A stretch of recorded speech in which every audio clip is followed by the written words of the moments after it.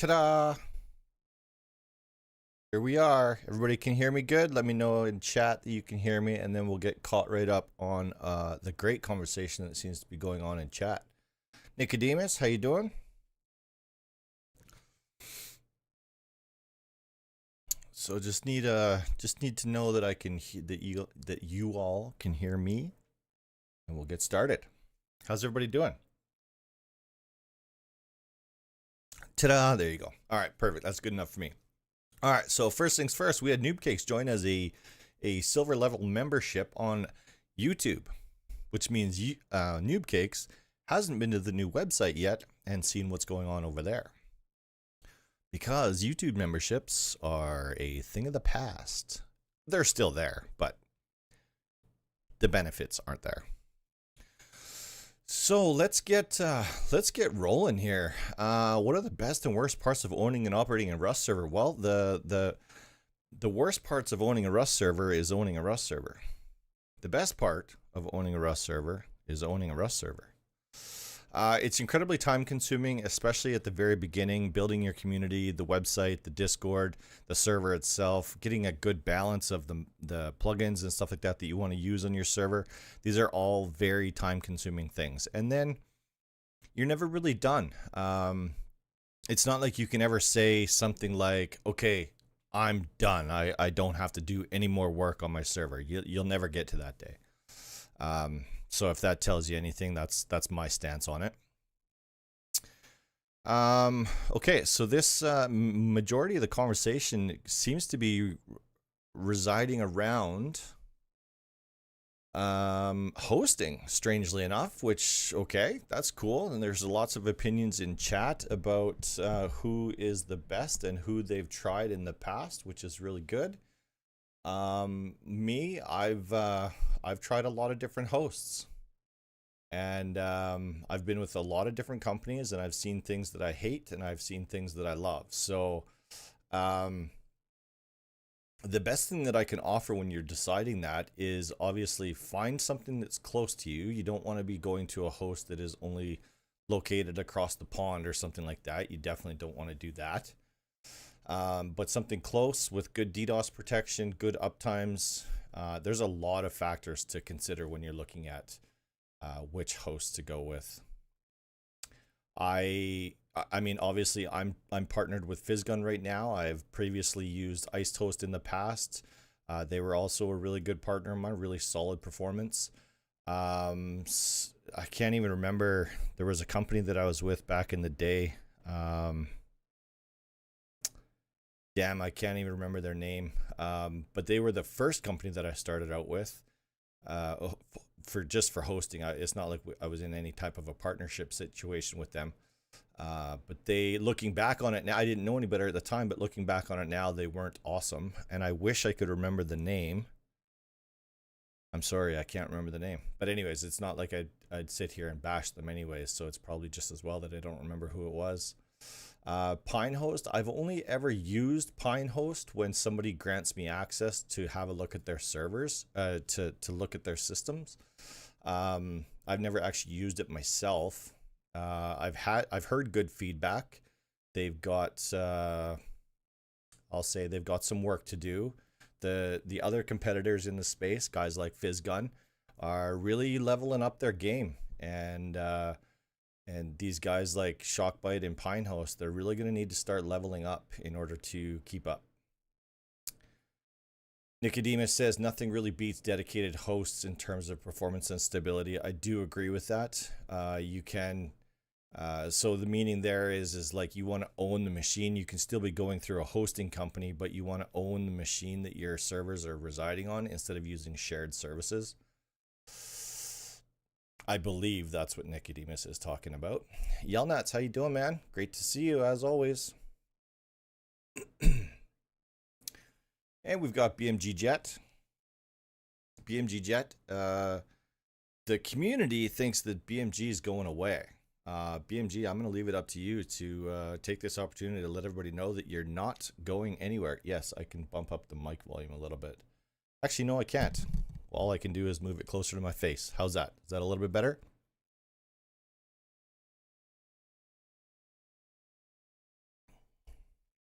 I am maxed on volume.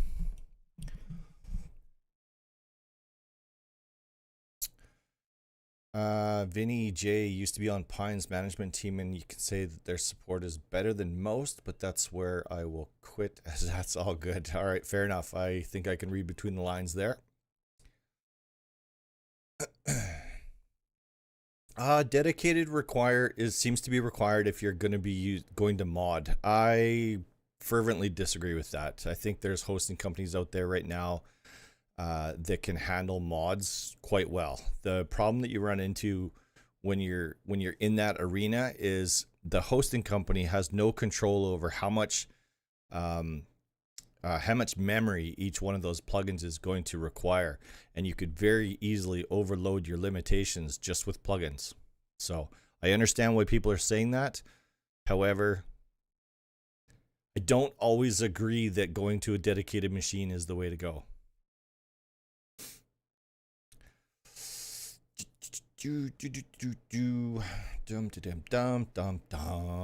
Super quiet, eh? Sorry about that. Okay, well, I've got people saying that it's super quiet. I've got people saying that it's okay. So, no, BMG is not going anywhere. That was what I was trying to say. BMG Jet is not leaving the community. Been around forever. Probably a little bit longer than me, because I got started in when did I get started? 2015, I think I got started. Yeah, 14 gig RAM. That's not enough. I know. And it's, I know, I feel you. Well, like here, I can give you an example of like a real life situation. So I've got a server running, I've got a server running with, let's call it 140, 150 plugins. Jesus, that's rude. Excuse me. And I've got, and some of them are fairly heavy plugins too.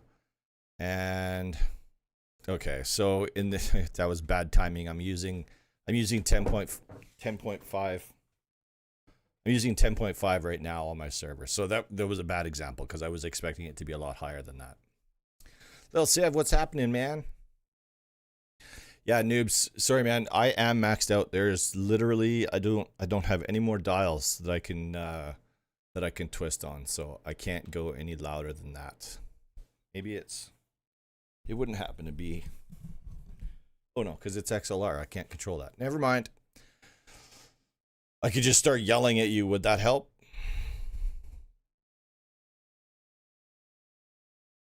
No, probably not. So anyways, yeah, so great conversation. I love hearing everyone's feedback on different companies that they've worked with. Okay, so Geo, crashing can be something entirely different. It doesn't necessarily have to be plugins or even memory overusage that's causing your crashes. So like that's why I say things like checking a host's stability is very important.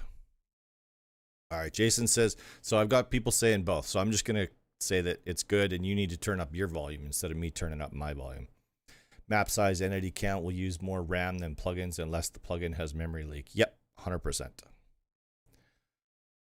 Cool beans. So what's everyone got going on? Well, BMG, what are you working on? Because you do a lot of work in the Harmony mod space. And yeah, what have you got working? Or what have you been working on? I'm assuming not much because you have plans in real life that will affect your ability to do that kind of stuff. I do have a couple of things that I want to show you guys. I'm going to pop it up on my screen right now just so that I remember to go back to it. But just so that you know, the things that I'm showing on stream today, they still will have the follow-up videos so that I can actually dive deep into how to use them and stuff. But I just wanted to show you guys a couple of things that are in the works right now, or in the background, I guess, being worked on. And I'm excited to show it to you. Deep sea stuff. Yeah, very good. 8K. 8K? Yikes. That's a big, big map. Lizard, how you doing, man? Good to see you. Everyone's beloved Lil Civ. That's right.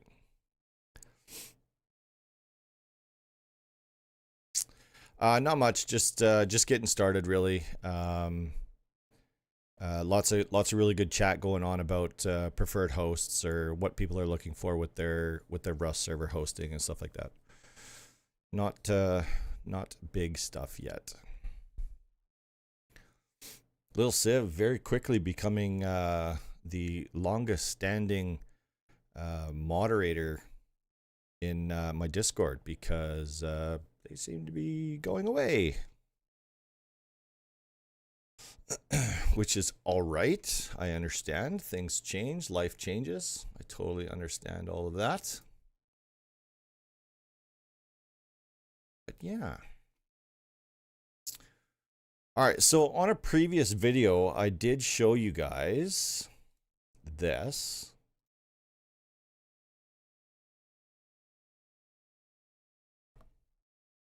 So on a previous video, I went over the Better Loot version 4 that was just recently released. And with that is a tool called Looty.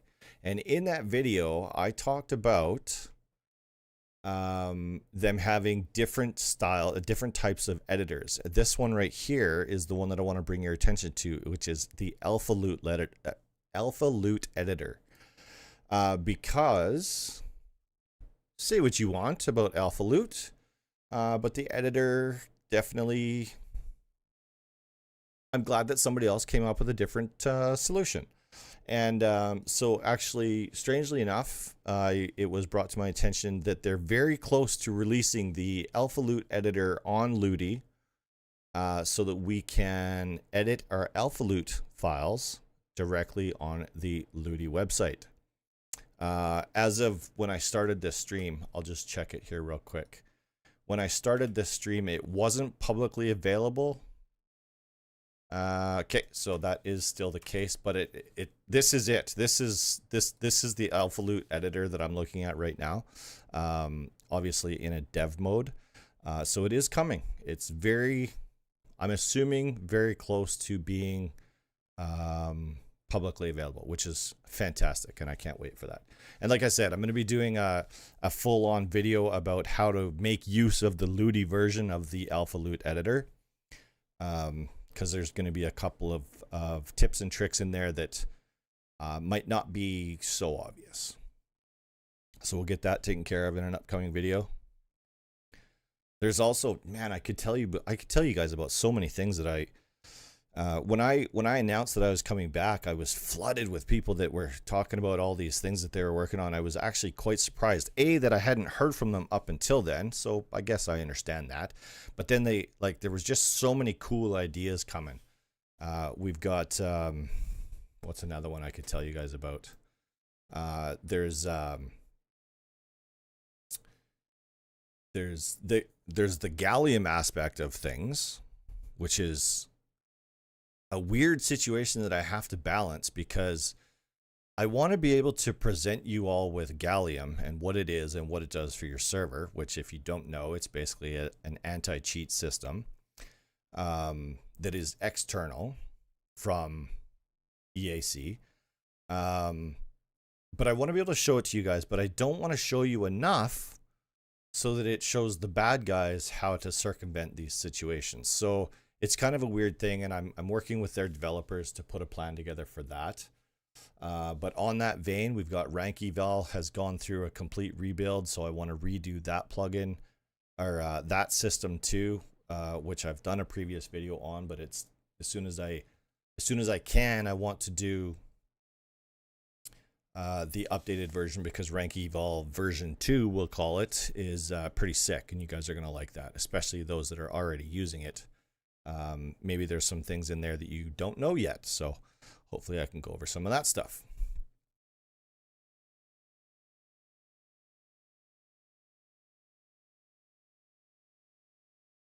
I didn't hear what the jab was. What was the jab, Noob Cakes? I don't remember the jab, I guess I should say.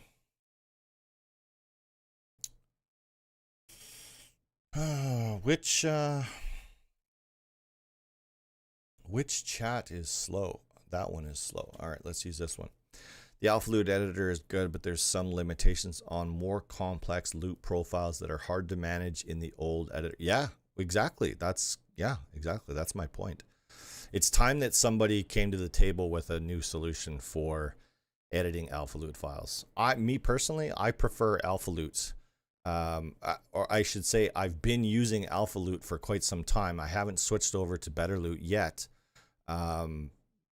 But it was because we were able to customize so many details of the loot profile, which is fantastic. Oh, yeah, we've lost some really good people, and yeah, like I said, like I understand why they left. The two that I'm talking about, it did two very different reasons for leaving, and I understand both of them. So it's just unfortunate. But the team that we do still have is they're doing a fantastic job. I couldn't ask for better.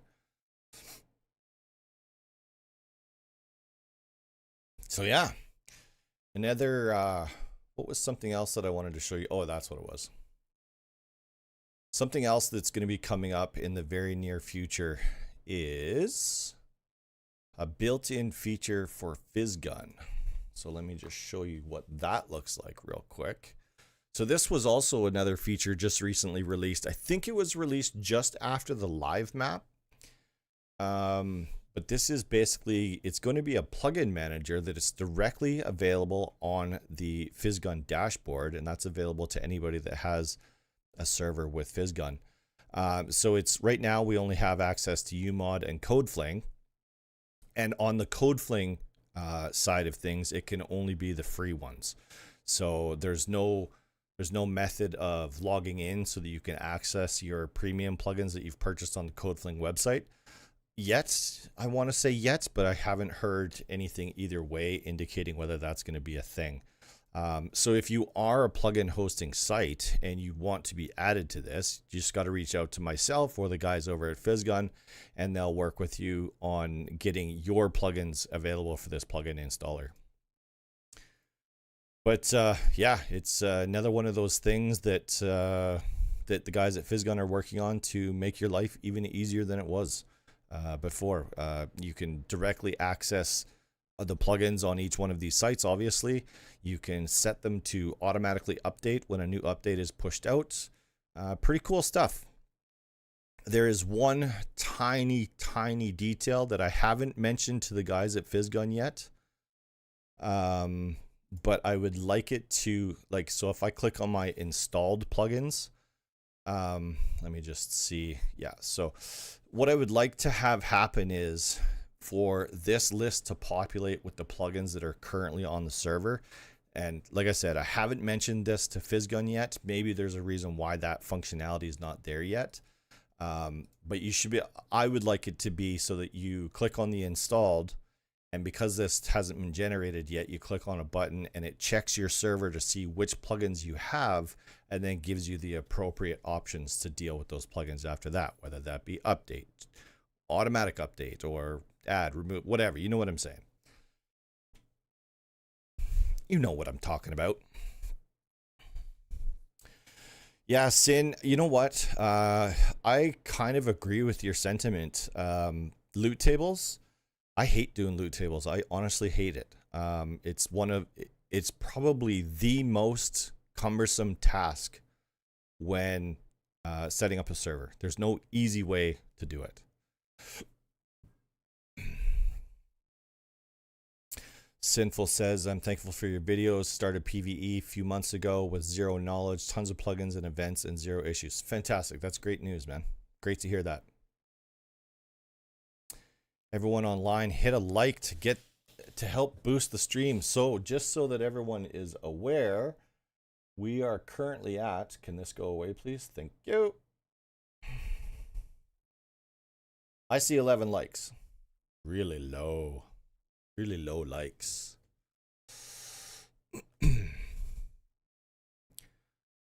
Have you heard of any new plugins coming up for Deep Sea? So, no, except that I know that BMG just said that they're working on something.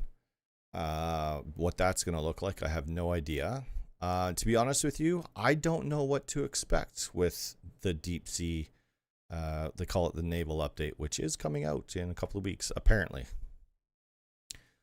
So no, I don't know of any upcoming plugins. Delegate loot tables to your minions if you have them. Yeah, that's a good idea, except only the person that has the vision can determine what the loot table should look like. It's hard to do that amongst a group of people, but you can. The team over at Looty has set it up so that we can have team members that are working on the loot file at the same time, which is good.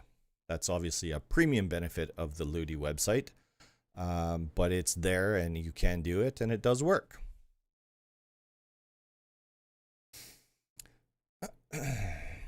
Blake Builds, hey, how you doing? Been a big help for a long time. Thanks, man. I appreciate that. That's what I started this out for, was to help people out. When I first started running a Rust server, I had no idea what I was doing, and there was no resources available, or very few resources available, I should say. And that's exactly why I started this channel, because that information was not out there. Yeah, the boat building sounds pretty cool. There's a lot of aspects to the Naval Update that are really cool. Is it going to fundamentally change the game? Yeah, there are some aspects that are going to fundamentally change the game. So, and it's a huge update too. So all of your, anybody that's out there using custom maps right now, probably tell you they're probably not going to work anymore. Do I prefer carbon or oxide? That is a fantastic question. It depends on what I'm doing. If I want to be monitoring exactly what the plugins are doing and how they're performing, carbon is the way to go. Oxide is a solid platform though. And, you know, going back years ago, and forgive me, Blue, but going back years ago, waiting for oxide sucked. But that hasn't been an issue for many, many, many years. So, like, as far as a bulletproof platform, oxide, you can't beat oxide. And it's kind of the mainstay when it comes to the modding platform. So, the team over at Carbon, they're doing a fantastic job. Everything stays up to date. As far as I know, everything stays working. Yeah. So the one thing that I would say, no, it can't just be one thing. So Carbon has a tool built into it called a plugin profiler, where you can actually watch and make recordings of the performance of a plugin, what it's doing, how many hooks, how many calls. You can get a ton of information out of the plugin profiler built into Carbon, which is a really nice feature, and I've used it a ton, and it works really well.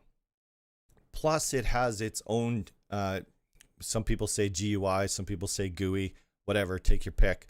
They have an in-game GUI that allows you to update your plugins, install your plugins, edit your configuration files directly within the game.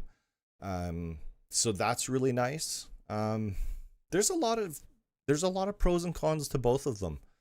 There might still be some plugins that don't work on Carbon.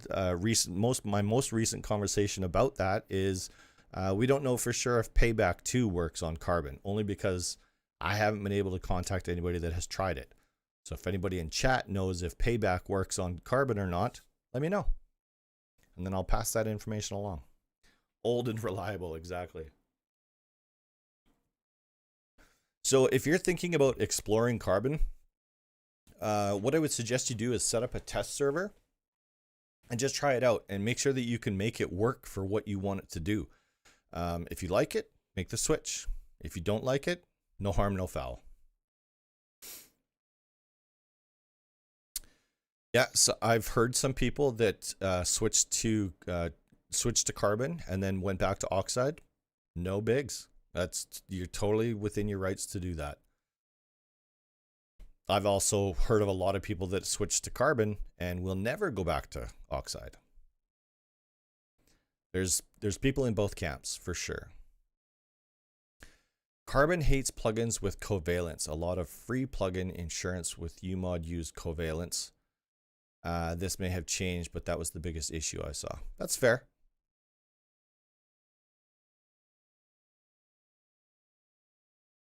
Totally cool. Sinful. Yeah, there's no shame in that. I do have a couple of videos and some live streams on that are dedicated to carbon. If you want to see what it looks like, that'll give you a pretty good idea of the feature, advantage, benefit of carbon. Is carbon performance better than oxide? No, I don't think so. I know that they're making claims that it is.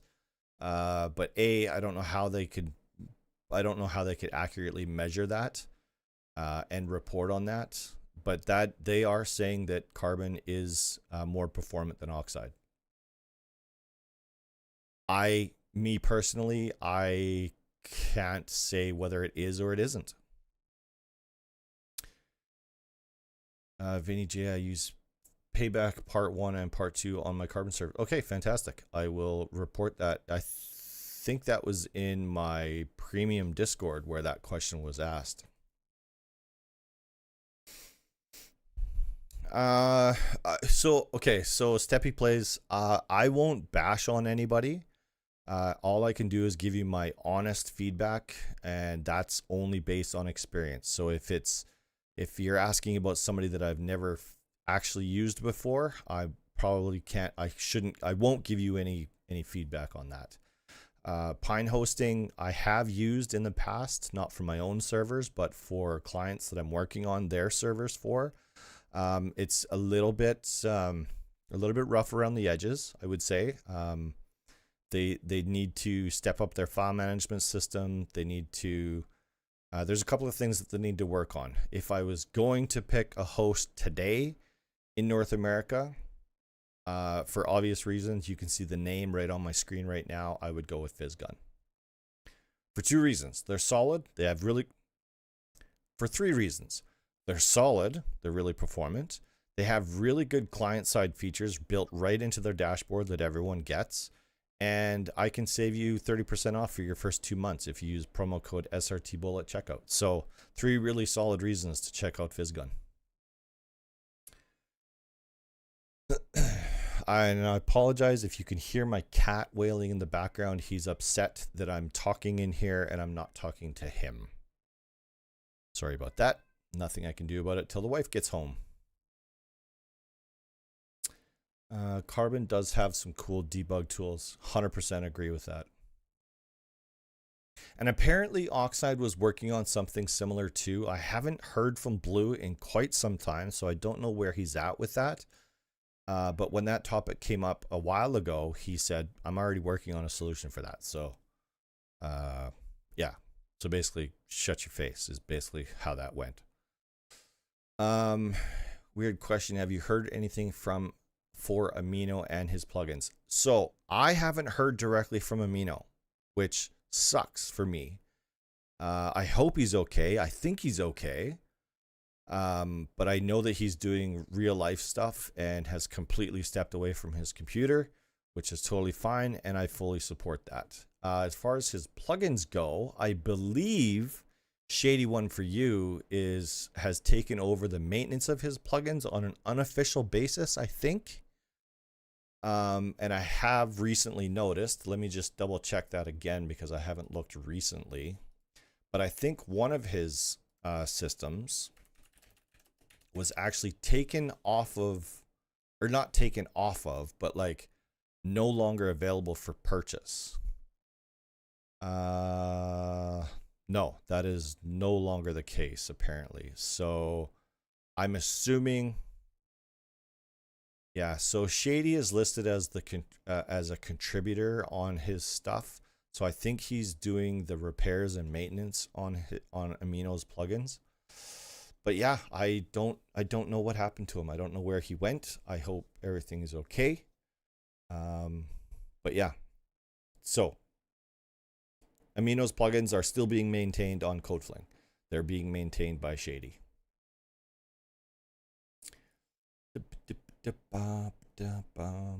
Set up RSM on identical servers. Same plugins with one oxide, one carbon. Monitor that way. Plugin count is obviously an impact as well. Yep. So you won't see everything. Yeah, so it would give you a good idea of the performance between the two. And I haven't seen any reporting about, you know, good, bad, ugly. I don't know. Just had to add server query port to my dedicated batch. Yep, you do need that query ports. Also had to include the port forwarding, but I don't recall that in a dedicated server setup. So it's relatively new. What is that? Maybe 2 years ago they added the query port. I don't think it was quite 2. Yeah, it might have been 2 years ago. I have a video on exactly that topic. Pinehost is doing much better now. Fantastic. That means they're already taking my advice and just upping their game a little bit. It was a little bit janky before, but if you say that it's doing much better, that's fantastic to hear. I want everyone to be successful in this space. I would never call anybody down. In fact, I would give kudos to anybody that is willing to put their nutsack out there and risk everything it takes to set up a hosting company. It's a big job, and anybody that's willing to do it, they've got bigger cojones than I do. Not one problem to this day. Good. That's another Pinehost endorsement. Oh, from the same person. Perfect. If you watched an older setup video, query port wasn't a thing. That's right. It isn't. So I did a video on, I think my last one was 2024, and then I did a recent one in 2026. Both of those batch files are reporting the query port. Can you migrate from current host to Physgon? You can migrate from any host to any host. Well, especially any host that has like a backup system, something where you can zip everything up into an extractable file where you could then. But yes, it's super easy. No, they don't have a one-click simple solution that I know of anyways. I don't think anybody has that. Excuse me. But it is super easy to do, and I don't want to speak for them, but I imagine if you needed help with that their support would definitely step in and help you out with that. No cat on comms. Yeah, exactly. Yeah, so there you go. So Overkill says Shady has taken over and is doing great. And I can attest to that because one of these plugins wasn't available for purchase the other day and is now. So I get to fix one of my, it was actually a bot, but I get to reinstall my bot now and I can have that functionality back. So as a server owner and kind of authority on YouTube, what do you believe is a respectable time frame for an owner or moderator to fix a confirmed issue reported on a server?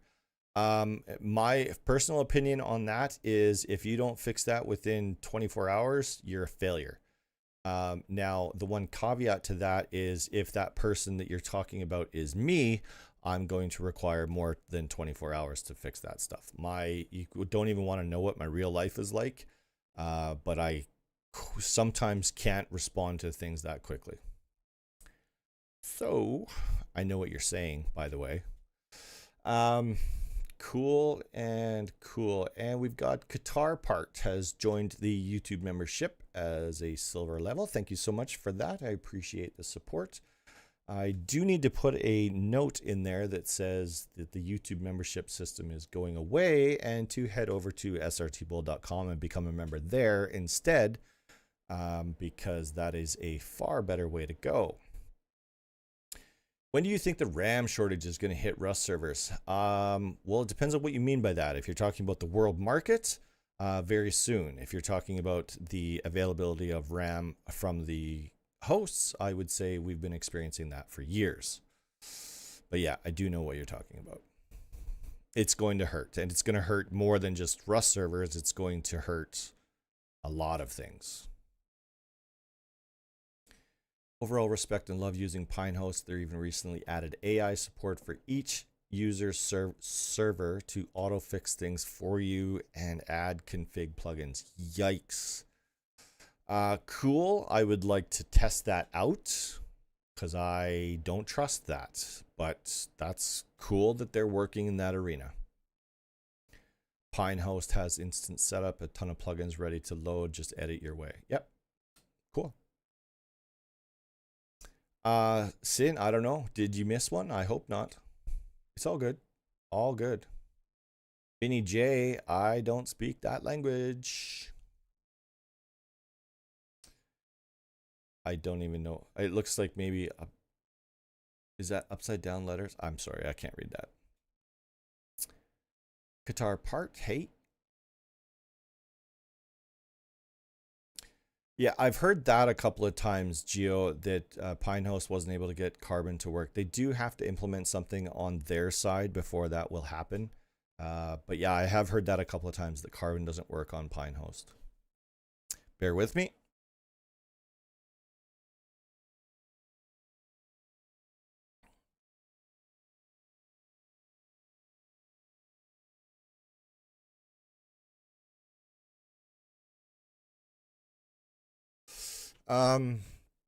That's what I'm wondering if since I have it, we can update that plugin and use it without buying it again. Yes, if you've ever purchased a plugin, sorry, I think I might have missed the beginning of that.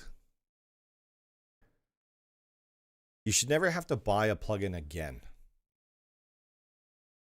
Not until plugin developers start getting into licensing anyways, but for as it stands today, most plugins, once you've bought it once, it's yours. You can use it on whichever servers you want.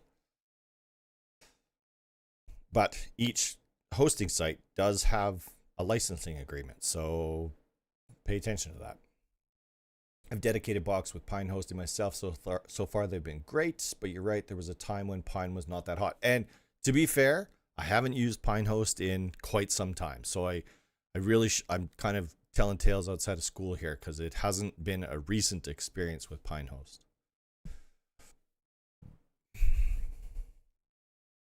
Keyboard switch to Russian. Yeah, exactly. Great point. So most hosting sites will have an SFTP system built into their dashboard, so you can easily transfer zipped files, full configs, full plugin folders, everything all in one shot, and it just takes, at the rate of your internet to upload everything, and then you don't have to. Oh, I understand. No, if you switch hosting providers, no, you would not have to buy your plugins over again. I think that's the connection that's being made there. Anyways, but yeah, most hosting sites have an FTP system, which works great, super fast, super easy. Mr. BNB's FSD. Sorry, man, I'm sure there's a shorter way of saying that, but it's good to see you as well. Thank you for stopping in. Don't forget to hit that like button on the video, on the stream, so that more people know what's going on. Not a fan of Carbon, to be honest, and that is totally okay. It doesn't work for everybody, and that is all right. Everyone kind of, they pick they go with what they like, and they go with what they know, and a lot of people, they won't even try switching to something new simply because it's new. I am one of those guys. I don't like change, so I was really comfortable with Oxide for years and years and years and years. And when the Carbon guys came to me, I was like, ugh, really? Like, you want me to change? Blah blah blah blah. But I did, and they're good. I have nothing bad to say about Carbon, and I have nothing bad to say about Oxide anymore. And again, the only thing that I didn't like about Oxide was sometimes we were waiting for updates, and sometimes it was 5, 6, 10 updates before it was actually up and working on wipe day. But God, it feels like forever ago. We're talking, I don't know, it feels like 10 years ago that was an issue. It's not an issue anymore. Blue is on top of his game. Thanks, Noob. I appreciate that. When it's beyond your control, at least keeps your players informed. No complaint. Yeah. So and that's why a community is so important, especially a Discord. Website is one thing, but Discord is like instant updates. So if you know that something's going wrong with your server, and if you let your community know what's going on, and you're aware of it, and that you're working on a solution, Even if it takes longer than the 24 hours that I talked about earlier, that's all right. At least you're working on it. Do you have any opinions of Rust Workshop, or anyone have any idea for what's going on? Well, I do like the workshop, but maybe I don't quite understand what you're referring to. Like the skins workshop, stuff like that. I use that stuff all the time. I like it. I'm glad it's there. Anytime the community can get involved like that, I'm all for it.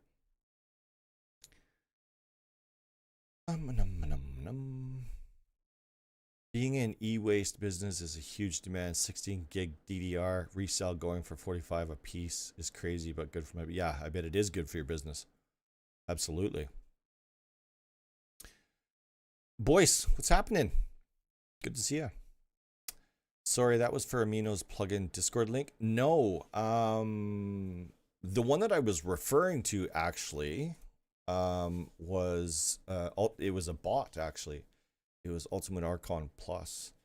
But it, like I said earlier, it seems to be now that it is back to normal. It's available for purchase, available for download. Everything seems to be good as far as Amino's plugins go on CodeFling.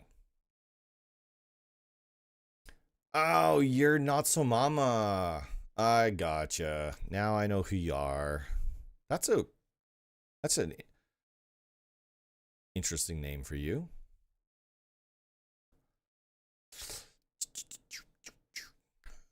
Do you remember Pine did have very easy file transfer system? Just the carbon issue was my problem. Okay, fair enough. Mr. B&B's FSD. I'm trying to sort out what because I know your name in real life and I know your online presence name at Natsumama. Trying to figure out anyway, that's okay. Fizzgun needs to reduce their dedicated R9800 hardware pricing. That's really specific. On Pine, $400. Fizzgun essentially the same specs. Live stuff is cool, but not for $1,800 a year. Okay, that's fair. To be honest with you, they're probably going to be watching this stream, so they'll see that. They'll hear me talking about exactly that. I'm not saying that they will take your advice, but yeah, that's cool. I think I did not say that correctly, but you can take the SFTP from your old host, plug it into Fizzgun, import, and it will use the data center's bandwidth and damn near instant. Okay, cool. I did not know that. I did mine the old-fashioned way where you log in using like FileZilla or whatever, and I did it like that, and it was, I don't know, I think it took me about 6 minutes to transfer all of my plugins and all of my config and data files over from one host to another host, and it was up and running in a matter of minutes. Could you take time to update a lot of your YouTube videos? Most are 2 to 6 years old and kind of hard to find any others. Okay, great point you bring up there. However, the videos that are out there, for the most part, are still valid today. So yeah, I could go in and change the upload date, or I could change the effective date or whatever. But the information in those videos, most of which is still relevant.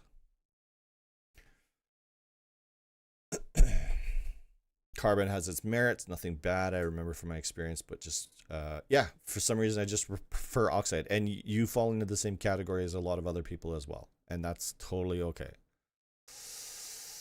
One of my admins recently was found out to be a past cheater on Rust and had a game ban from 2020. Should I take action and demote him or leave him be? He's done a good job, but some members don't like him.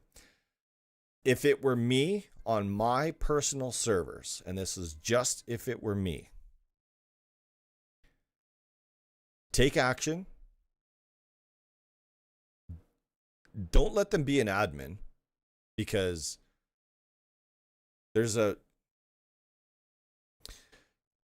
mentality involved with being willing to cheat in video games. And to be honest with you, once you're an admin or a moderator, you basically have all of that same functionality.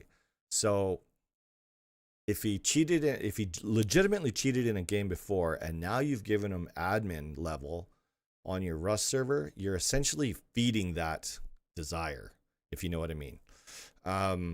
So I say no. If it were my server, I'd get rid of him and probably ban him on Discord and all of the things. I have like exactly zero tolerance for cheating.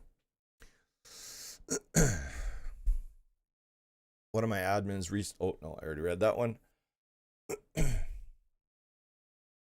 One sec.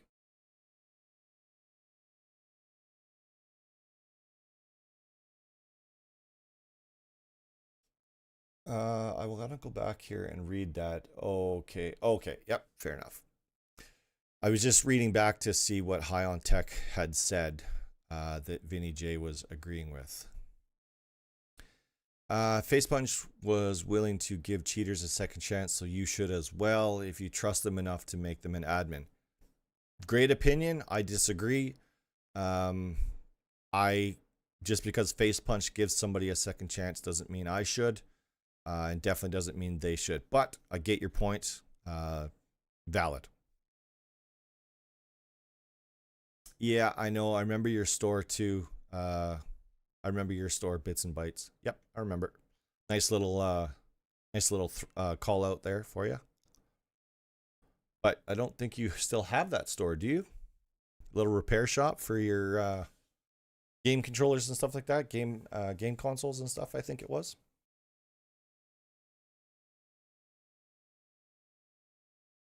Okay, Qatar part. Qatar part. Yeah.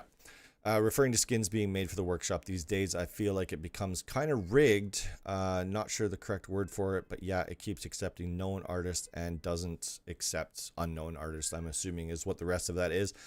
So the workshop skins, since they basically banned the use of official release skins, I'm actually all for as many people making skins in the workshop as humanly possible, because then we can still use plugins like Skinner, still customize our server, and still allow players access to cool skins. I understand why Facepunch did what they did in making it against terms of service by to use the official skins. I'm glad that the workshop is going to start backfilling what we've lost there. But as far as being accepted, I don't know. It's fair, and I understand it, because there's going to be people out there that make a lot of trash skins. Like, for example, the first skin I ever made was absolutely trash, and I would never want that to be accepted if I did submit it to the workshop. So I understand what you're saying, though.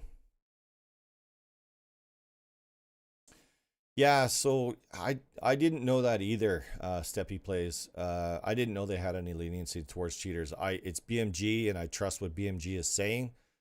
So if Facepunch allows a second chance, I have no reason to dispute that. I didn't know that either.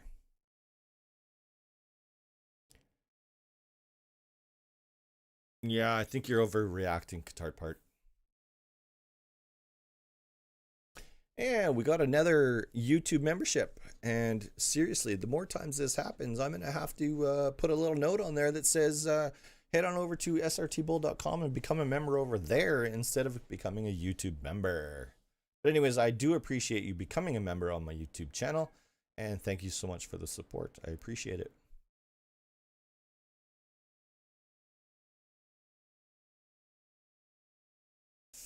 Yeah, overkill. I agree with that.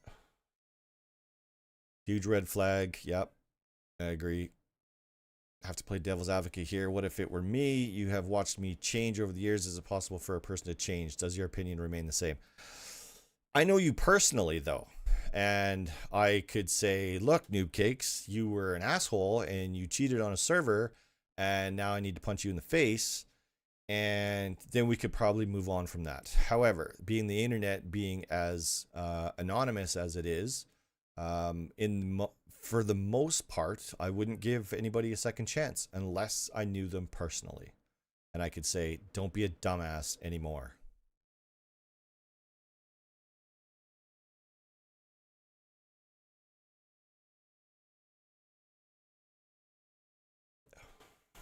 Oh, you are still running your I didn't know that, man. That's good. Good for you, man. Great to hear that. 6 years is a long time, and a kid that cheated would have grown up a lot. So it's funny you say that because I have an exact example of that. Not cheating so much, but he was an asshole in my Discord and was banned like 4 or 5 years ago or something like that. And he has been harassing me almost monthly since then. And he's like, "Oh, I was just a kid back then," and blah blah blah blah blah. I was like, "Yeah, I understand that you were just a kid back then, but you were an asshole back then. You're probably still an asshole today. I don't know. Maybe I should be more lenient. I don't know. Maybe I'm being unfair."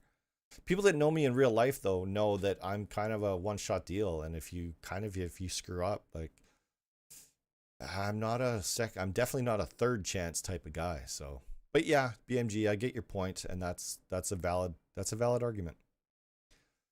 Never played Vanilla Rust, went straight to work as administrator for Mike the Vike. That's an old school name, but only because I didn't have connection good enough to be competitive. That's fair. Yeah, Mike the Vike just kind of ghosted one day. Oh, I think the wife's home, so the cat should stop crying now. Running a Linux server, and no matter what I set the ports to, I can't get the server to be searchable, nor show in history or quick connect in Rust. Oh, you can't connect to it. Oh, it does. Okay, so it does show in Steam server history. So, Habitual, I think that's how you say your name. Habitual. Is that a locally hosted server? Because if it is, chances are pretty good that no matter what you do, it may never appear for you, but somebody outside of your network, it should appear normally as long as your ports are port forwarding is set properly. I talk about that pretty extensively on most of my Rust server setup videos. I don't know why, and it never used to be the case, but if you're hosting locally, it's almost never searchable to you on your network. Don't know. You have a server in Guam? Cool. Sin, that's awesome. Apparently only around the age of 13 when he started cheating, and it was due to him being a newer player, and he was frustrated people were far more ahead of him in the game. I see. To me, that's not an excuse. Nope. That's a terrible reason. Get good. Get good, nerd. Like if you're not as good as everybody else, that doesn't mean go out and buy some cheats. That means get good. No, I'm getting mad. I'm getting worked up about it. Yeah, guitar part. I agree 100%. Feel the need to throw this out there. Anyone in a position of power will have people that don't like them. I have tons of people that don't like me. I'm not even in a position of power. But yeah, you're right. That is a valid point.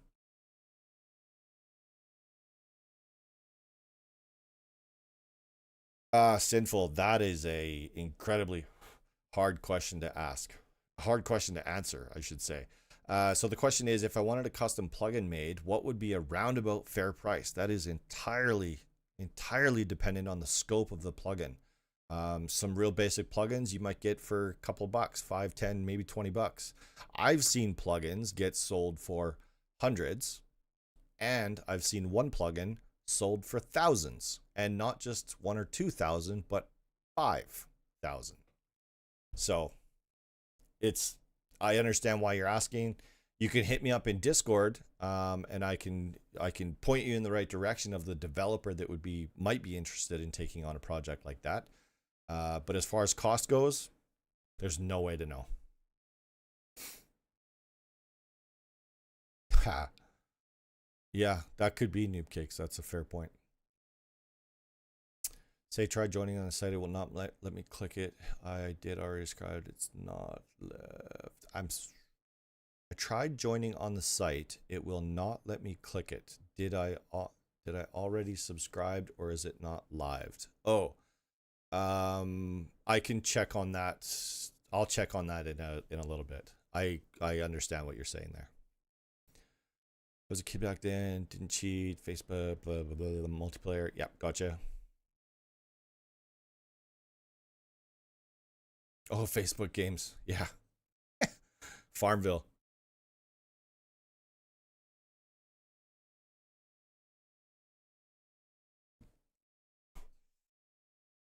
Yep, there you go. You got to join the Discord first, and then you can become a member. And once it's a fully automated process. You become a Discord member, or you join the Discord, you join the premium Discord, and then you become a member, and then you get access to the Discord after that. KP55, hello, hello. It used to show when it was a Windows server. Okay, so it's not because it's a Windows server versus a Linux server. And I've said this in my videos before, is sometimes it'll show, and sometimes, like for one person it might show, and then for the next 100 people it doesn't show. I don't know why, and nobody can tell me why. Firstly, because nobody believes me when I say sometimes it shows and sometimes it doesn't show. The people that say that it shows, they're like, oh yeah, it always shows. And the people that it doesn't show for, they're like, yeah, it never shows. Why would you even ask that? It never shows if you're on a local network or on a locally hosted server. Sorry, I'm talking too fast. Man, the people that get upset with me about how fast I talk, and I only get it on YouTube that I talk fast. It's not in real life that people complain about how fast I talk. Something I need to work on. I asked one guy, he said $1,600 for a custom purge plugin. And depending on the scope of that could be fair. Because you have to remember too, you're also paying for the proprietarity. Is that a word?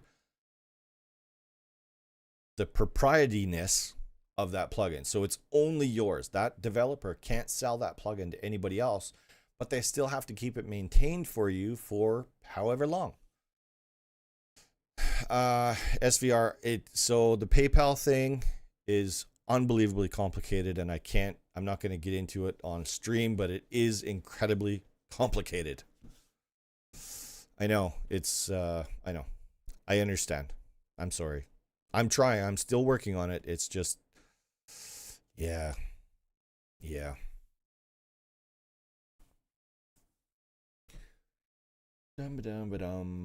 Best to ask the developer you're using once they have a full idea of the scale. Most expensive one I've made was $1,500, but also made ones for dirt cheap. Depends on if it takes 10 minutes or 100 hours.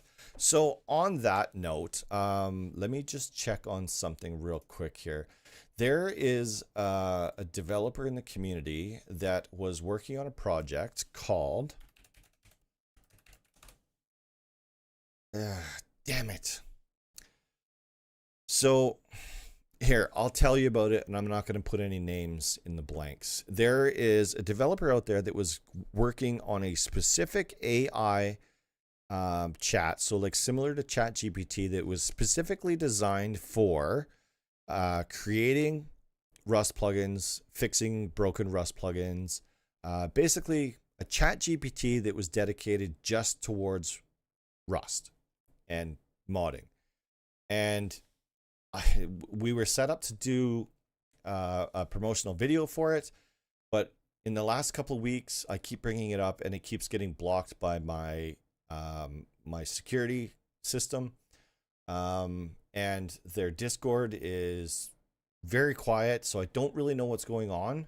I don't know if they abandoned the project, but it was going to be so cool. Maybe if I'd gotten a video out sooner for him, it might still be in play. And I don't know that it's not in play, but I just haven't heard from him recently. So yeah, anyways, it was going to be cool, and hopefully it is still going to be cool.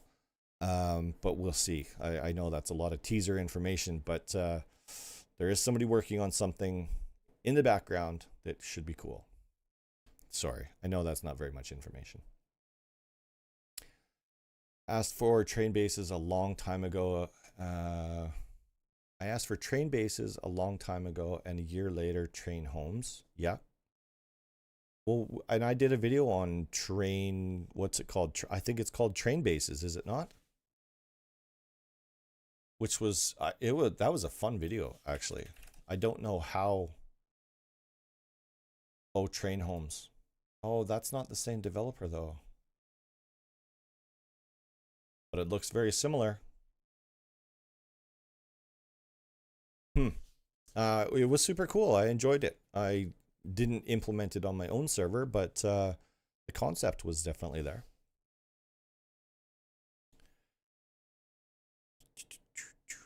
Yeah, overkill. That sounds like a good idea. I will sort something out for you. An AI that fixes Rust plugins. Yeah. Well, it wasn't designed to fix plugins. It was more designed to create plugins. So you go in there like you do with ChatGPT and say, hey, this is what I want to do. And then you know, go back and forth until you end up with your finished product. But I did test it on fixing a plugin, and it worked really well for that. Not any better than ChatGPT, but if you know, it worked. It within a couple of interactions, it fixed the problem. So Minimax 2.1 was trained on Rust plugins, but like all of them is now out of date for a few methods since FacePunch changed the code monthly and the AI takes months to train. That is a valid point. I wonder if that's what happened to this company that I'm talking about, because they were up and running and now they seem to not be, I guess.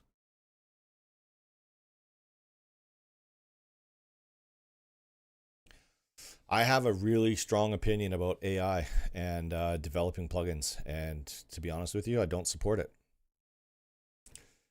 I think there's a lot of developers out there that are going to be hurt initially by AI plugins being built. And then they're going to be hurt even further by having to fix these plugins down the road when they didn't create them. So I have a really strong stance on AI and plugin creation right now. I don't have any issue whatsoever using AI to fix plugins. If you're not a developer, you're not a coder, you don't know how to fix these things, sometimes AI is the only way to get your plugin back up and running. Because, you know, we can't always wait for a developer to fix their plugins, especially when they have hundreds of them to fix. It's just the nature of the beast. Yeah, exactly. You can make a plugin with AI, but maintaining it long term is the difficult part. Yeah, I agree. Performance is another issue altogether because they're not creating performance plugins. They're just creating a plugin that does what you're asking it to do. I was going to say overkill. That's a good point. CodeFling does already have a purge plugin. I've never tested it. I've never tried it out. But that's a good endorsement right there that it works well. So I don't really see why you would try and reinvent the wheel when there's already somebody out there with a wheel. All my plugins are custom that I prompted AI to make for me. Hey, you know what? Great. If that's working for you, fantastic. And if you don't have a problem maintaining those plugins so that your community stays up and running at all times, I'm totally okay with that. I fear what it's going to do to the developer community. Especially those developers that are unwilling to advance, I guess would be the word that I would use there. It's kind of a weird topic.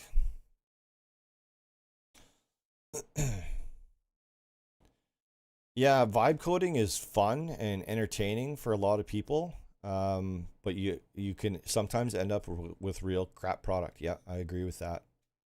And unless the developer really tests the code and invested the time, most likely it's spam.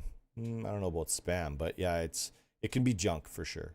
It might do what you want it to do, but it might be doing it in a really ugly way. Never shipped Rust plugins due to the enormous time commitment it takes.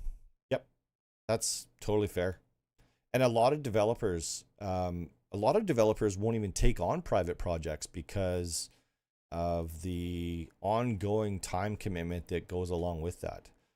You have the potential of having to fix a plugin every month, depending on what FacePunch does in the back end, that's going to affect the functionality of that plugin. Yeah, exactly. FacePunch likes to change names of things. Definitely puts the toes down. I'm not sure what that is, but yeah, just changing the definitions of things can severely impact a plugin. I have one right now, or had one. What the heck was it? I think it was something in relation to the player character itself. They changed it wasn't player character. I forget what it was, but it was just the tiniest little detail. And yeah, the plugin stopped working as a result of it. Went to the developer's website to get an update for it, and sure enough, that was the only thing that changed, and all of a sudden it worked again. $200 for 1 month of dev? No, no way. Who can live off of that? AI coding is only as good as your ability to scrutinize its output. Yes, I agree. You should treat LLMs as a junior intern, not as a mentor, nor even an equal. Always review and question things. I agree with that. But that all being said, I've done all of the things that I'm saying that I don't like doing. I don't like fixing plugins with AI. I don't like writing plugins with AI, but I've done both of those things. I've built websites with AI. Don't like that either. Hypocritical? Perhaps. Facepunch has redone a lot. No more horse poop farms and no longer can tweak NPCs to have no cooldowns. Interesting. Okay.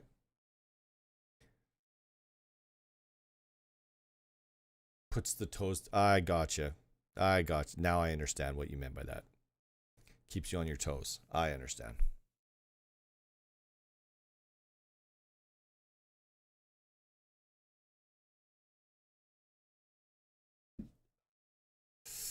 So, damn, I wish I could show you guys that thing because it was super cool and I thought, just by some chance, what I should do is allow it through my website security, but I don't want to let it through just in case they have abandoned the project and are not interested in keeping on going with it. But I was going to show you guys today and now I can't. Since we're talking about AI, how about an AI video? So I'll say this. I saw earlier, before I went live today, I saw an AI video of myself that terrified me to my very core. It was terrifying. I'm not gonna lie. So AI videos, AI is bad. It's terrifying. Anyways, thanks for that. Thanks for reminding me of that horrible experience that I had earlier today. If the plugin doesn't sell well, the dev is forced to abandon it. Simple. Yeah, that's true. What I would like to see, though, is when a developer abandons a project or all of their projects, that the hosting site should get rid of those plugins, like put it up for grabs so that somebody could take it over if they want to. But if it doesn't in, say, 30, 60, 90 days, something like that, then they ditch it off the website, because there's nothing worse than going to a website and being like, oh, that plugin looks really cool, and then, oh, it hasn't been updated in 5 years and doesn't work and not available for purchase, and it was exactly what I went there for. But yeah, yes, I do agree with that. Software developer friend uses AI a lot because he knows the run things from the real. Yeah. So, and that's what Nicodemus was talking about. You have to be able to scrutinize its output and you have to understand its output in order to scrutinize it, to know that it's doing things in the right way. Yeah, you can hack some things together and make something do what you want it to do, but is it doing it the right way? Is it doing it the most performant way, the cleanest way? There's a lot of things to consider there. And if you don't know what you're looking at, you could end up with garbage. And it could affect your server and your community. And good Lord, if you decided to sell that to anybody, oh, dynamite. That'd be terrible.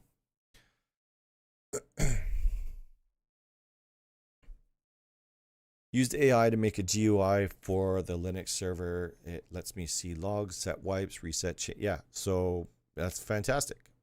So that's you're working with I'm assuming a pterodactyl panel, and you used AI to make that all happen. I understand why a person would want to do that. Hyundai P.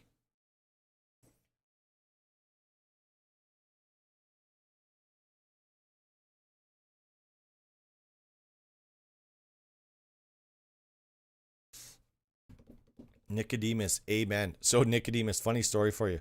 So back when we did the plugin called Grid Power, I actually installed that on my live production server. And so it's been on that server since then. So what are we talking about? 2, 3, 4, 5 years ago? Long time ago, that plugin has been out.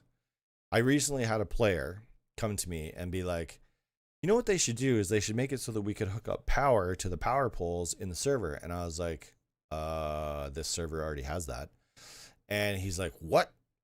How long's that been there? And I was like, I didn't know. I actually went and checked when I did that video, because that's when I installed that plugin on my server.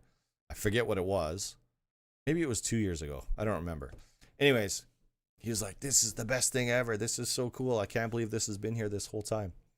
I don't even know if Nicodemus is still here, but anyways, that was a cool story for Nicodemus. Tried to make something and I quit. That's just me for sure, but it was horrifying.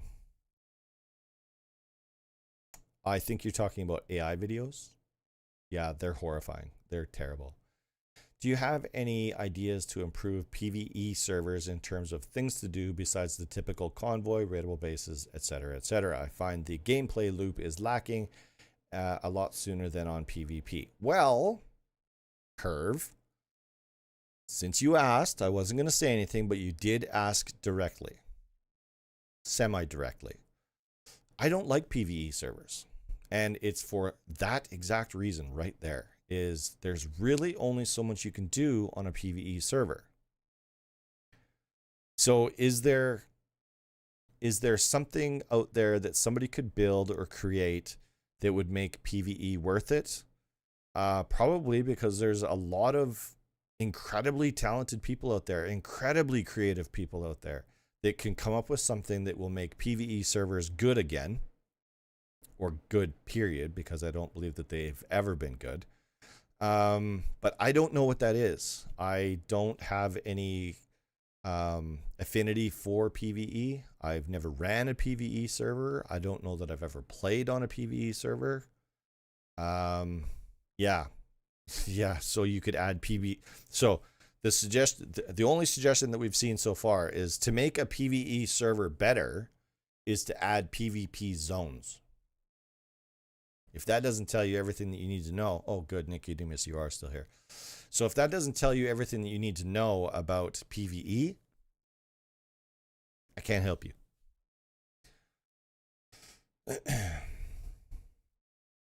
Okay, Nicodemus. Okay, I'm going to read your comment.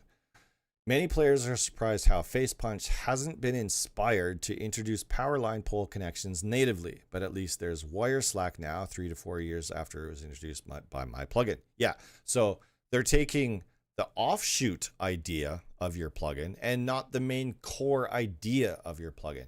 So I've got two thoughts. I'm a little bit tired of Facepunch taking developers' ideas and implementing it on their own. Into the vanilla version of Rust. So that's the first idea. The second idea is, or the second thought is, how cool is it that Facepunch thinks that a concept is cool enough that they take it and they put it in vanilla Rust? I know those are contradictory statements. And the third thing is, I can't believe they didn't make power poles have power natively in Rust. I can't believe it.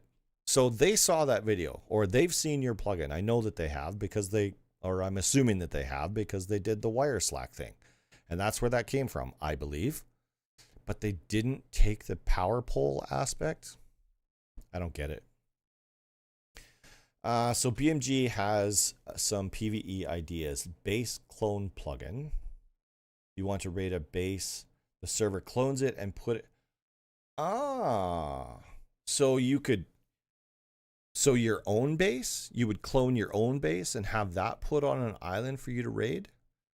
See, this is why we do this, because there's people like BMG out there that is creative and can think of ideas like that, because that is a cool idea. I remember that the electricity connecting to the power poles and then following wipe changed, all due to the beginning of the electricity introduction. Things change so fast in this game. Yes, they change every month, or some things can change every month. It is the nature of the beast, and I appreciate that they do that. I also appreciate that the developers are almost always faster than the release of the game. they get they have, I mean, everyone has access to staging branch, but the developers of these plugins are running staging branches so that they can be testing their plugins on those staging branches before wipe goes live, so that they can fix anything before it becomes an issue. I do appreciate that they make that effort and get the updates done and ready for update day so that we're not waiting on updates. Yikes, I can talk a lot, hey? Man, I should do this as a career.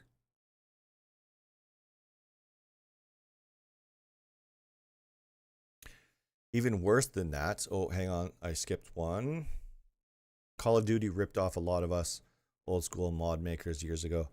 Nothing we could do about it because of TOS. Yeah, I understand that.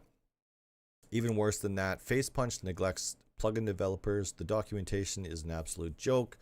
We have to reverse engineer a lot. Yes, that's true. However, I appreciate the fact that you guys, most of you guys, have the skills to do that.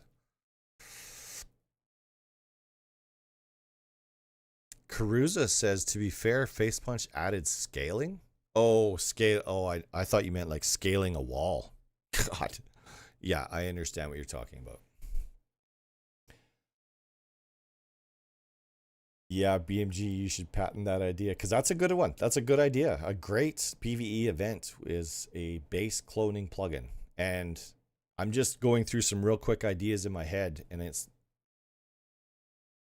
not easy, but the concept is simple, and I have faith that somebody is able to do that.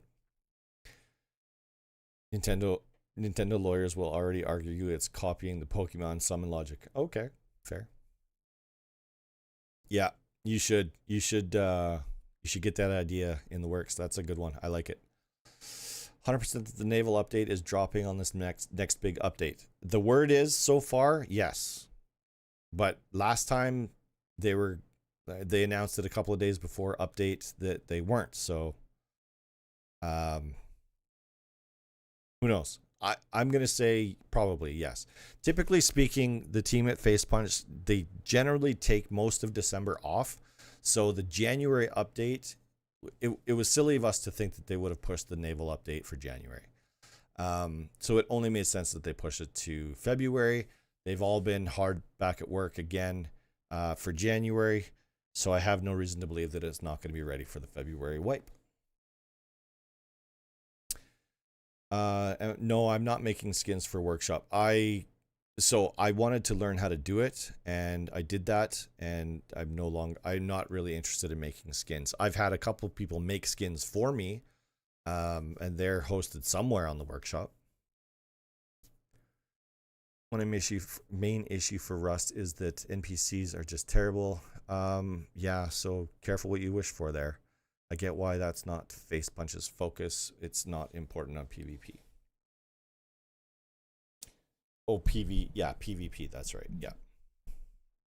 So the whole AI aspect of so the actual artificial intelligence behind the NPCs is a big project for Facepunch and has been for quite some time. So to say that it's not really important, I think that it is, and I think that they are working on it. Oh, you said it's not important for PvP. I understand what you're saying. But they are working on that AI, for sure. They're probably using AI to implement that AI. My server is basically Battlefield, pilotable Bradley, flyable jets, capture zones. Has that been done before, as far as you know? Well, pilotable Bradley, yes. Flyable jets, yes. Capture zones, yes, in a capture the flag type of way. But probably not all together with the intention of making it feel like Battlefield. So I'm going to say no. Sin says, you bring a unique community together. It makes a difference in progression. I bring a unique community together? Is that what you're saying? Okay. The community is unique. I will give you that. It's also very small. Yeah, I'm not sure if that's what you're saying, if you're talking about me. Habitual, what's the name? There you go. Caruza is asking for you to promote your server so that they can go check out your Battlefield style server. Base cloning plugin already exists. Yes, it does. That's just copy paste, copy pasta.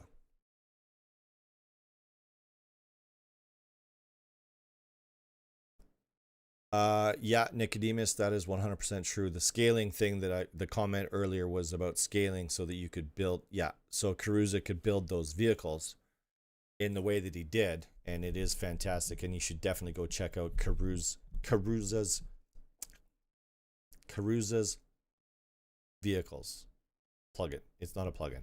Caruza vehicles. Sorry, I just totally butchered that promo for you. Caruza has really cool vehicles, stuff that you can't even imagine. They're not even remotely close to the vehicles that are in game. They're actually cool vehicles, and you should definitely go check that out. I've been meaning to get together with you on that. I want to do it together, like on a, not in a live stream, but I want to do you and I both recording together and just have you promote the hell out of those things. I'd really like to do that. We've been trying to connect on that for, I don't know, feels like 2 years now. Feels like forever. Let's see if they come out with the ships or give us a line again. Yeah, exactly. Well, I think they're going to. I think it's coming. Not getting paid for shoutouts. I genuinely believe it's one of the best plugins ever. Yeah, I agree. He's done a fantastic job. Caruza's vehicles are super, super cool. Skins Workshop, is Skinbox still usable now? I've been avoiding it in fear of blacklisting. So it's been brought to my attention that all of the mainstream skinning plugins that are out there have been edited in a way that you will not violate terms of service. There are ways around that, which could still get you blacklisted. But like Skinner, for example, Skinbox, and I think Skins have all been edited in a way to make it so that the official Steam skins that have been released and are available for purchase cannot be imported into any of those plugins. Don't take my word for it, though. Do your own research on whichever plugin that you're using.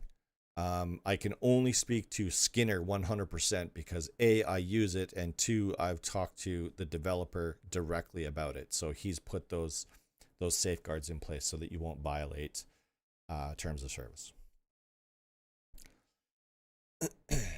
Yep, just no DLCs. Yep. They are so good. One day you will get them. I don't know what that means. Are you talking about Caruza's vehicles? I couldn't possibly afford to buy all of Caruza's vehicles.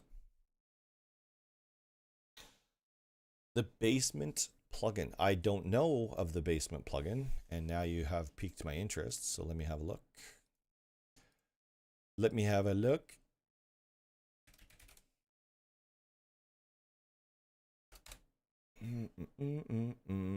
Basements. Look at that. Bam.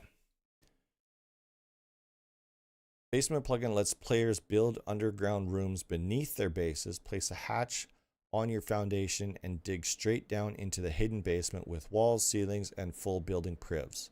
Great for stashing loot, setting up secret bunkers, or adding extra space. I like this idea, but what's the rateability of it? If it can't be rated, I would not support it. Skin controller, there you go. That's another good one. So that means that Shady has fixed Amino's skin controller to not violate terms of service, which is good. Didn't you make a video about skin plugins like a few weeks ago? Yes, I did. It was more about Skinner because I didn't have the information yet that I could speak with any kind of confidence on whether the other plugins had done those same changes. I'm only just now or just recently learning that basically everyone has made their plugins follow terms of service. Developed a plugin, Rust Campers, where you can copy paste your small base on a modular car. It's well refined and customizable. Should I release it? So you can roll around in a car with a copy pasted base onto it? That seems pretty cool. People like train bases, so why wouldn't they like this?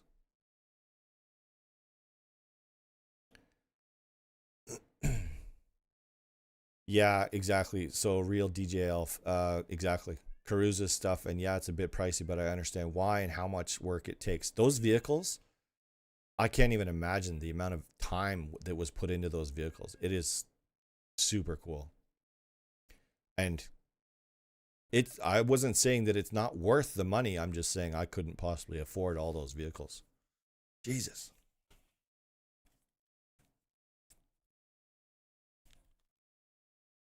Ah, that's so much better.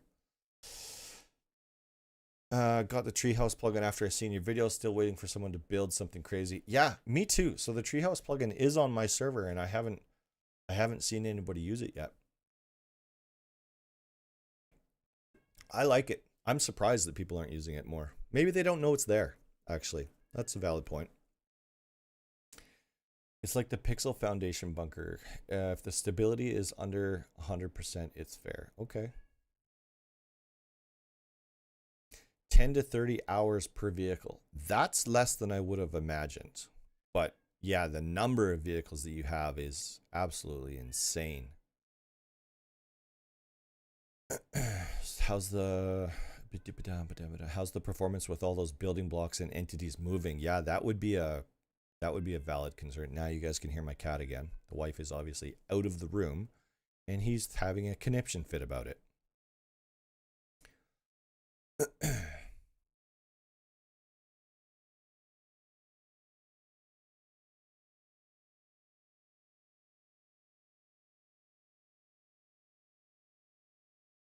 Okay, so the loot will float to the surface again. Protect the entrance at all costs. Yeah, that's cool. I like that. So as long as the entrance doesn't get damaged. Yeah, okay. That's fair.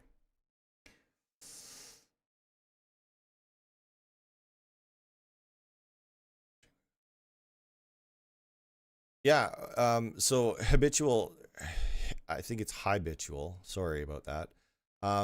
Post the name of it, and somebody in chat can look and see if it's accessible. I don't mind if you post the name.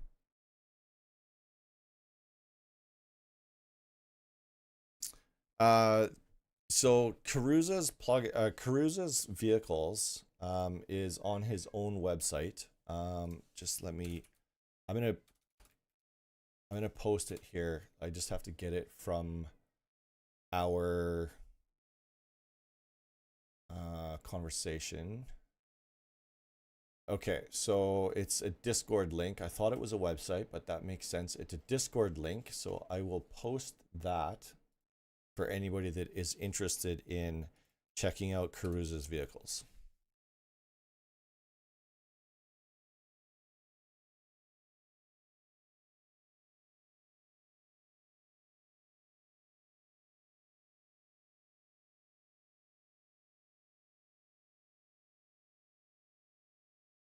Just wondering about how digging into the caves so they become more defensible, more defendable.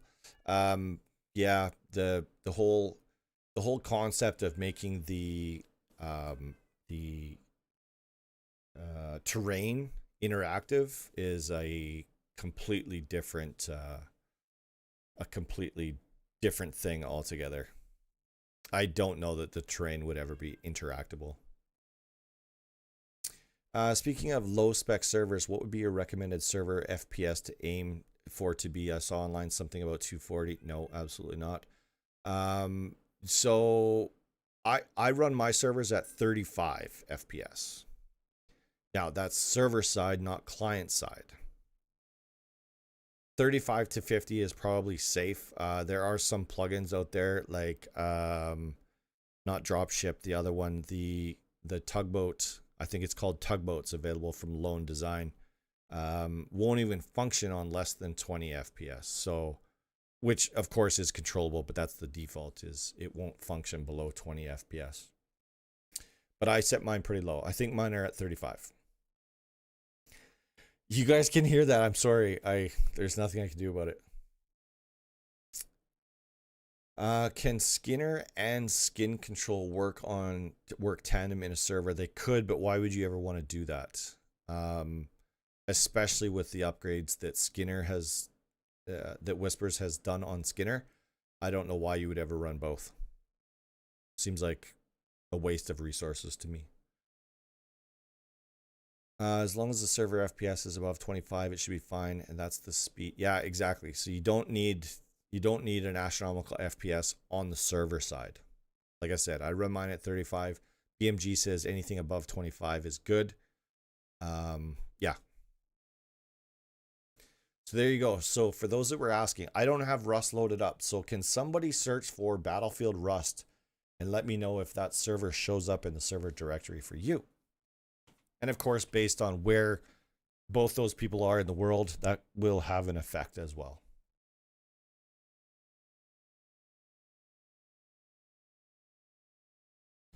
Okay, Fluix, I'm just gonna get rid of that. I understand what you're saying, but I am gonna remove that comment. Yeah, Habitual is hosting locally and isn't being able to find that server. So it's North American server. So anybody in North America can check and see if that server is viewable on the Rust server directory.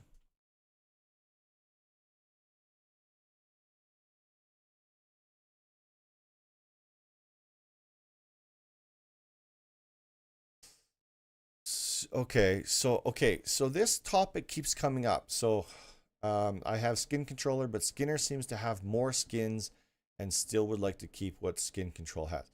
So you have control over which skins are available in whichever skin control or a skin plugin you're using.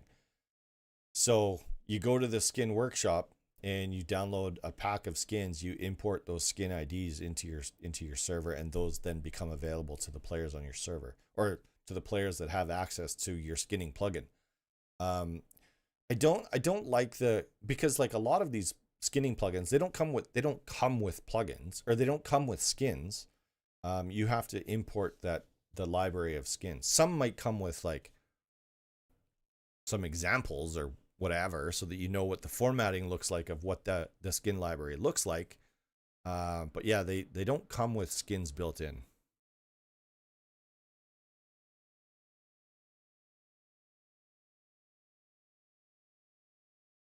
Yeah, dude, I can't say it enough. Yeah, Caruza has a YouTube channel as well. Caruza, if you can shoot me your YouTube channel in Discord real quick, I'll post that as well, and then people can actually go see videos. When you mentioned your servers, could you clarify which ones you mean and where I can find the connection details? I don't mention my servers at all. I don't promote my Rust servers anywhere. So I'm not really sure. Relatively new to the channel. When you mentioned your servers, could you clarify which ones you mean? I'm not quite sure what you're asking for. Shady, aka is it Shade? No, sorry. I know I'm butchering your name. I'm sorry. I'm trying. Are you familiar with both a dedicated server and a staging branch server off on system? So are you talking about one server that you can toggle back and forth from production server to staging branch? Because that's pretty easy. That's, if you're just doing it locally, that's a real simple change in your startup file. But no, I don't know of a known method, like a commonplace method of people doing that. But you could. There's nothing stopping you.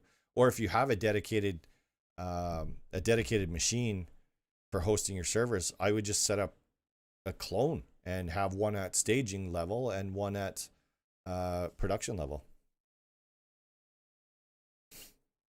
If it were me, that's what I would do.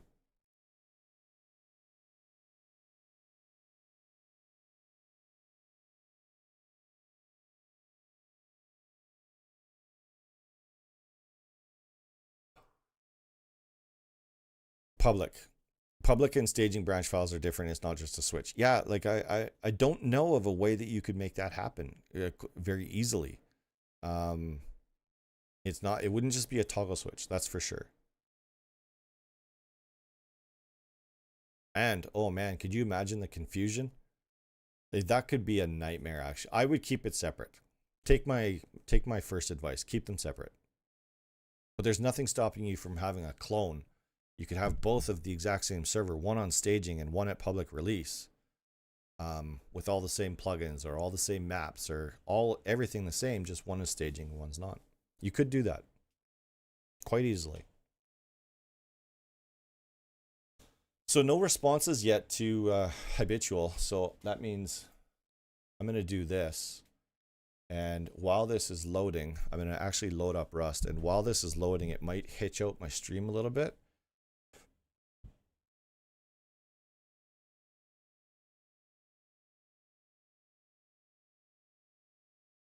And I'm going to see if I can find Battlefield Rust. I imagine there's more than one. Dum diddy dum dum dum dum. I need another beverage. My mouth is dry.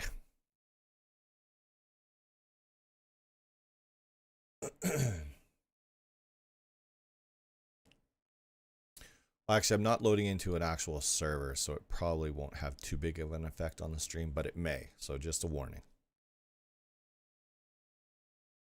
There you go. Caruza's YouTube channel is right there, posted by Nicodemus in chat. Probably because he did send it to me and I didn't post it fast enough. Yes, that's exactly what happened. Caruza did send it to me when I asked him to, but Nicodemus posted it for me because I wasn't paying attention. That's what happened there. So let's have a look for, there's only 2 T's in Battlefield. All right.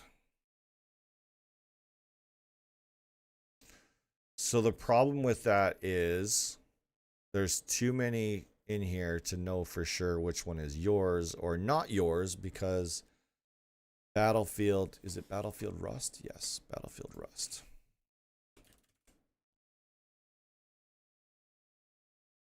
So we'll let that sit for a couple minutes and see if it shows up on the list. It may not.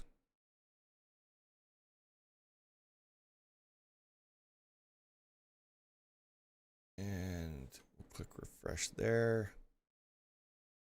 All right, we'll give that a minute.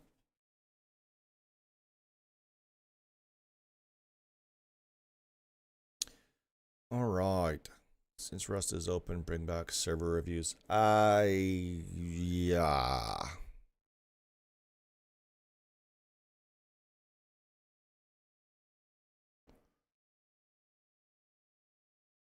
Sorry, just bear with me a minute here. There's a server in here called Burp Test. Burp Test.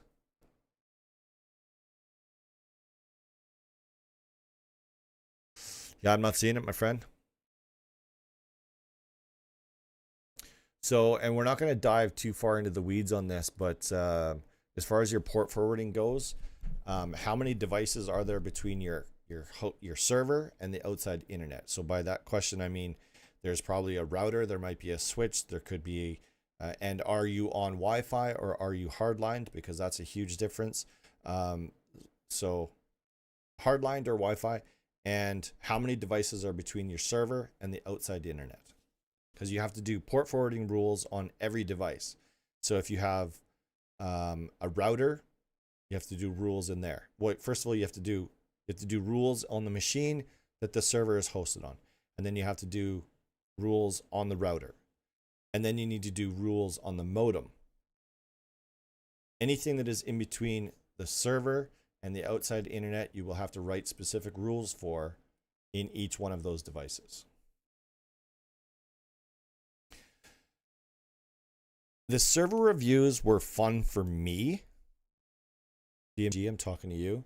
The server reviews were fun for me. I don't think many people got a lot of value out of having that live streamed. In my opinion, I never got I didn't get very much feedback on it, and the feedback that I did get wasn't positive feedback. Yeah, Habitual, you could use the server checker in my Discord. If it shows up there, it's in the list. The list just, yeah, the Rust server directory is not awesome.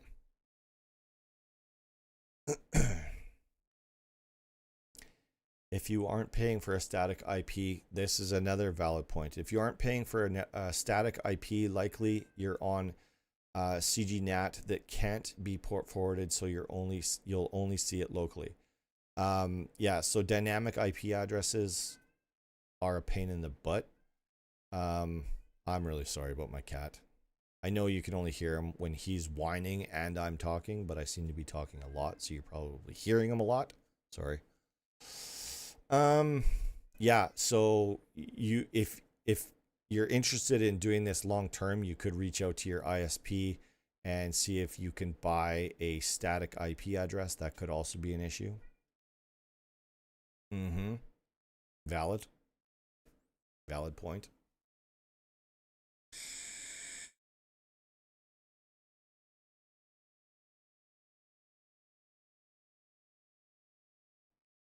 I'm so they've got the old cat lady.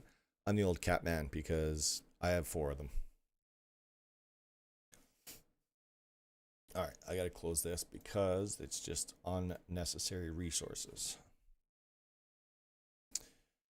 Tried to join your Discord, but it seems like your link below the stream is broken and server not found at your subdomain. Oh my goodness, that's because I changed all that stuff and all of those details. Oh, that's annoying. No.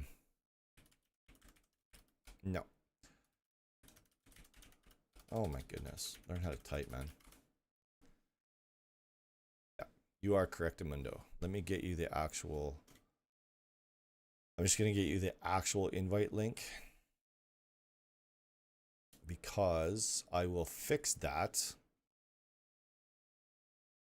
so that the subdomain works. Copy link address and go over here and post that there. This is my Discord. This is my public Discord, not my private members Discord. But yeah, anybody and everybody is welcome to join that Discord for sure. And if you want to join the, well, here, let's do this. If you want to join the members only Discord, here, let me do it like this. Oh. So 2 Discord links. The top one is the free, everybody can join. The other one is the members only Discord, which should be only accessed from my website, I should say.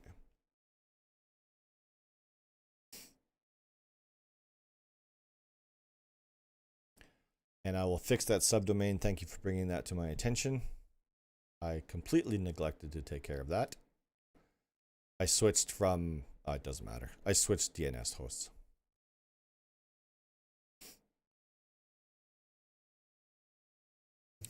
Where I'm located, you can't even request a static IP unless you have a business service, which we also don't. Yeah, that's me too. I can't get a static IP in my house either.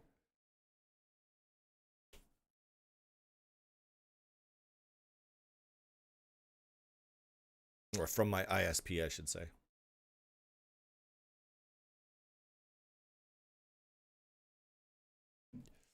Sounds good, man. Overkill. Thanks for joining. I appreciate it. Have fun taking care of a player on your server.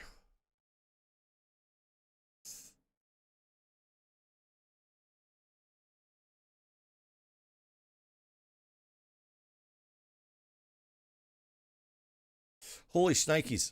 You guys, we've been at this for 2 hours. Good Lord. Where does the time go?